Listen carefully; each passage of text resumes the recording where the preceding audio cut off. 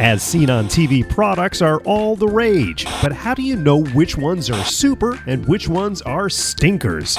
That's easy. We're going to tell you.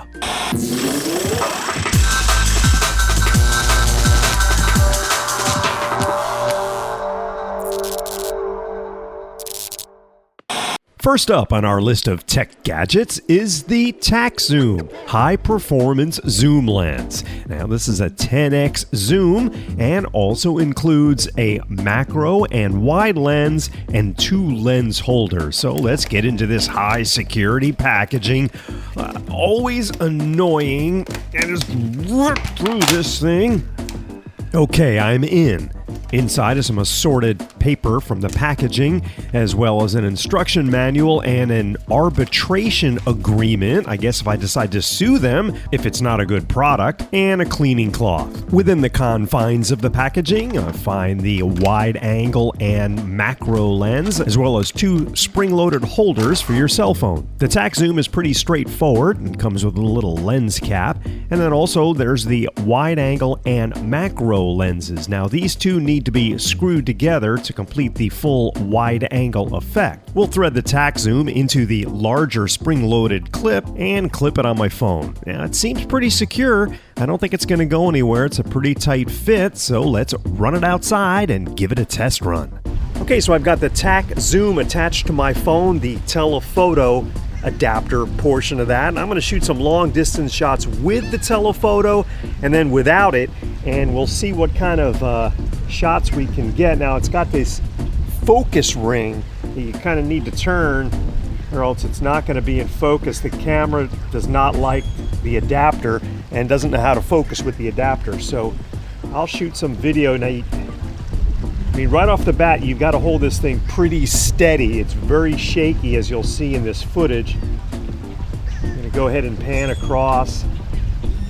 And it is zooming in quite well. But again, it's very shaky. So there's that footage. Now I'm going to go ahead and remove the adapter. And of course, you get a wider, much wider shot. But again, a very steady shot. So this Tac Zoom telephoto adapter does create a very jittery look to it. I guess if you were just shooting still photos, it would be a little bit better, but shooting video, not so good. So I'm going to attach it again to the camera, to my phone. Make sure it's lined up. That's the other thing, you got to line it up properly, or you're going to get a ring effect around the shot. So now I'm going to actually use the zoom on my phone to zoom in even further, and with that you can really get a good shot. But again, there is no possible way I could hold this steady enough to make it unjittery video. If I go back out and then I go to photo, I'll take a photo with the Tac Zoom, and then I'll take a photo without the Tac Zoom, and then I'll take a photo with the camera zoom. Now I can see a slight blurring on the far left photo, the one taken with the Tac Zoom, and clearly the two taken without the Tac Zoom are much better quality photos. And the photo taken with the camera zoom is better quality and almost as tight of a shot as the one with the Tac Zoom, but not blurry.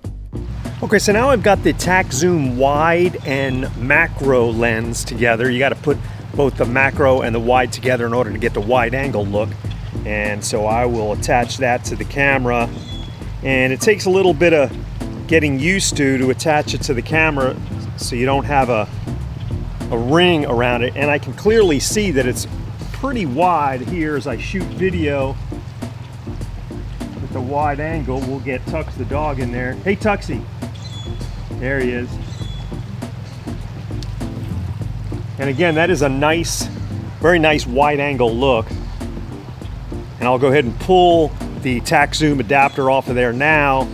And I don't know, with this camera, it doesn't look a lot different. I'll take some still shots. We'll compare the wide angle still shot and then the normal lens still shot. And there's still a ring around, so you almost have to kind of zoom in a little bit, which defeats the whole wide angle. So let me take a picture there, and then I'll take a picture without it. Again, you can immediately see the difference in quality between the photo taken with the tack zoom and without the tack zoom. And in this case, it looks like the wide angle is basically the same in both photos. I also took some macro shots, and those were the most impressive of the group. So when it's all said and done, I was not that pleased with the tack zoom. It makes jittery video, and it kind of adds a blurring effect, and the wide angle lenses together aren't really that good. The macro lens is good, but that's just one of the bonus lenses. So unfortunately, tack zoom, I gotta give you a stinker. This next one caught my attention because it's a flashlight that runs on water. No batteries are needed, and there's no charging required either. It's called the Hydralight. This technology has been around for a while, and it's a pretty simple process, so let's give this thing a test run. More high security packaging to cut through. I don't think it would be possible to walk out of the store with this under your shirt. There's only two things once you finally get inside: the Hydralight fuel cell and the Hydralight flashlight. So this thing claims it can run on any kind of water, and it can run for days on one dip. And the fuel cell can provide up to 300 hours of light before you have to replace it. So it's time to do a little dipperoo and dip that fuel cell in a glass of water.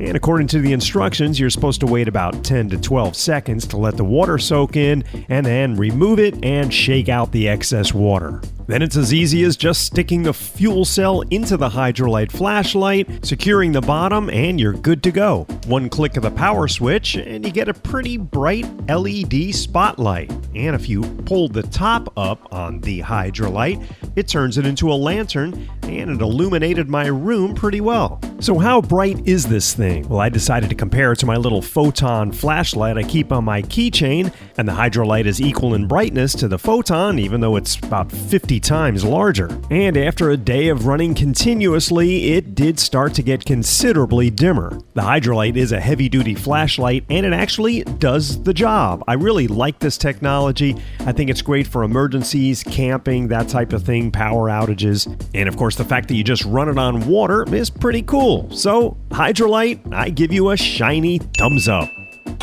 Up next on our Tech Gadgets Tested is the Lizard Cam. It claims to bend, feed, and see into hard-to-reach places with its 2.4-inch color LCD screen. Does it really work? Cracking open the box gets us to the Lizard Cam and the 3 additional attachments that it comes with. A magnet for grabbing metal, a hook for hard-to-retrieve items, and a mirror for looking around corners. It's powered by 4 AA batteries, so we'll snap off the back, insert our 4 batteries, close the cover, and we're good to go. A simple press of the only button on the Lizard Cam fires up the monitor, and you can kind of see something going on. It is a small camera, so it's kind of hard to see anything, so let's test it out.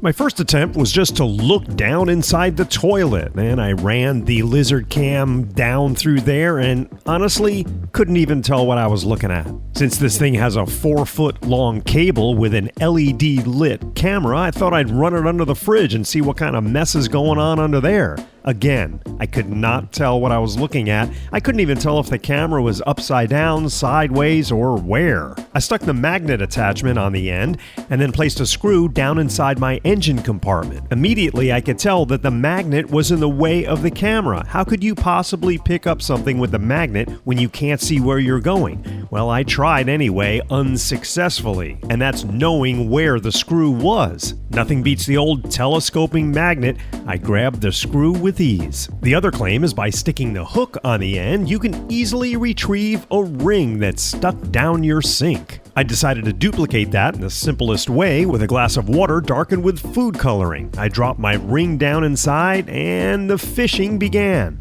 I immediately realized that I couldn't see anything in that murky water. I could hear the Lizard Cam hitting the ring, but there is no way that hook was going to be able to latch onto it. I didn't even bother to try the mirror attachment because I was already sold on the fact that the Lizard Cam is a stinker. And finally, in our roundup of tech gadgets tested, it's Arctic Air. It claims to be a quick and easy way to cool any space by delivering cool, clean air. The secret is evaporative air cooling technology. Inside the box is the manual, power cable and adapter, and the Arctic Air. So it's hot, and we're not going to waste any time. We're going to pour water into the compartment, and it ends up holding about 4 cups. Plug in the USB cable and give it some power. Giving the power button a quick press and you can hear this thing starting to blow. In fact, it's got 3 speeds, and it's also got a snazzy color-changing light. Immediately, you can feel it blowing cool air. But does it cool? Well, we hired Skippy to find out. Now, it's hard to really test how cool something is, so I'll be using my laser thermometer on Skippy to see if the temperature drops. And sure enough, after about 10 minutes of blowing on this poor little guy, the temperature did go down a few degrees. The temperature coming off the Arctic Air is considerably cooler as well. I was able to get a little over 5 hours on 1 tank full of water. Now granted, this thing won't cool an entire room, but it will keep you cool if it's blowing right on you, and it does what it says it's going to do. So for those reasons, I'll give the Arctic Air a thumbs up. Well, I hope you've enjoyed these as seen on TV tech gadgets tested, and you can check out more of my testing and review videos by clicking the screen. Hey, thanks for watching. We'll see you next time.